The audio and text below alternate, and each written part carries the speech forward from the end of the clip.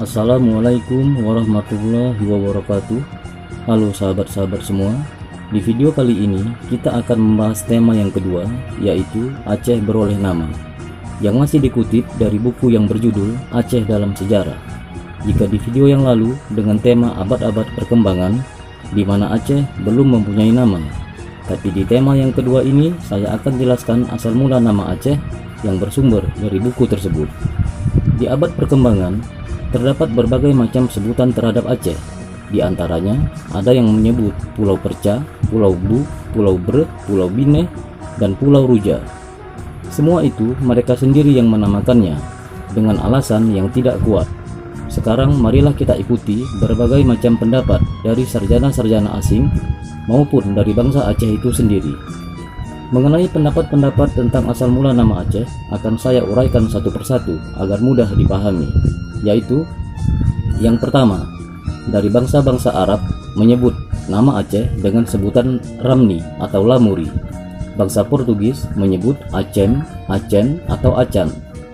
Bangsa Persia menyebut Asji. Bangsa Babilonia menyebut Asjin atau Acin. Bangsa Yunani menyebut Aceh. Bangsa Belanda menyebut Arsjim. Sementara seorang sarjana yang bernama Gerini menyebut Lambri, Ramni, dan Rami. Sarjana Gerini juga menambahkan dengan sebutan Dimaski, Arsjir, dan Barosai.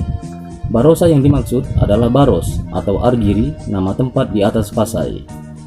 Sarjana Gerini juga menegaskan dengan sebutan Bandar Perak. Demikianlah pendapat dan uraiannya, yang akhirnya sebutan itu berubah menjadi Aceh.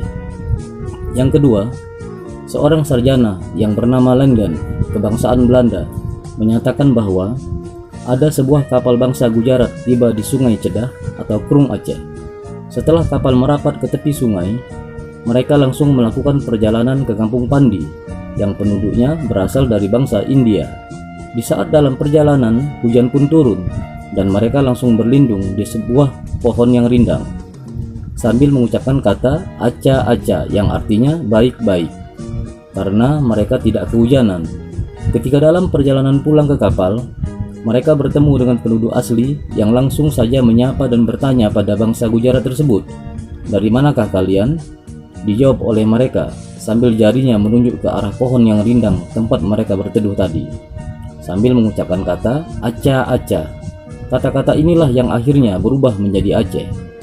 Yang ketiga, sewaktu perjalanan Sang Buddha melalui semenanjung menuju samudra, setibanya di satu bukit yang tinggi, keluarlah cahaya yang beraneka warna. Maka orang-orang yang melihat cahaya itu sangat merasa heran dan kagum sambil berucap Acerafata, yang artinya alangkah cantiknya warna itu. Dari ucapan Acerafata ini juga berubah menjadi sebutan Aceh. Sarjana Gerini juga menyebutkan tempat Sang Buddha itu berdiri berada di Gunung Tengku, Bate Putih dalam wilayah Pasai. Demikianlah uraiannya. Yang keempat, dari cerita dongeng kuno bangsa Aceh menyatakan asal-usul nama Aceh sebagai berikut. Ada sebuah kapal anak raja yang karam dan terdampar di bawah batang pohon yang besar. Maka anak raja itu pun bertanya, "Pohon apakah itu?" Lalu dijawab dari salah satu pengawalnya, itu adalah pohon banceh atau Ba Aceh. Dari kata-kata pohon ini juga akhirnya berubah menjadi Aceh. Kemudian Sarjana Tolson menyatakan asal-usul nama Aceh berawal dari seorang gadis bangsa India yang hilang. Lalu abangnya mencari keberadaan adiknya yang akhirnya ditemukan di Kampung Pandi. Lalu orang-orang bertanya, "Di manakah adikmu ditemukan?" Abang dari gadis itu pun menjawab sambil menunjuk ke arah kampung tersebut, "Disitulah Aci." Kata-kata ini juga menjadi faktor dari Aci menjadi Aceh.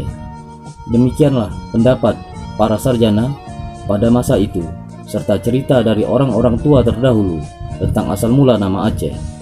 Sementara penulis buku Aceh dalam Sejarah dengan tema Aceh beroleh nama mendapat sebuah kitab kuno yang bertulisan India Tamil dari seorang keturunan bangsa India di Aceh yang bernama Pakiri Sami, di mana kitab tersebut adalah catatan dari ayahnya yang bernama Naram Sami.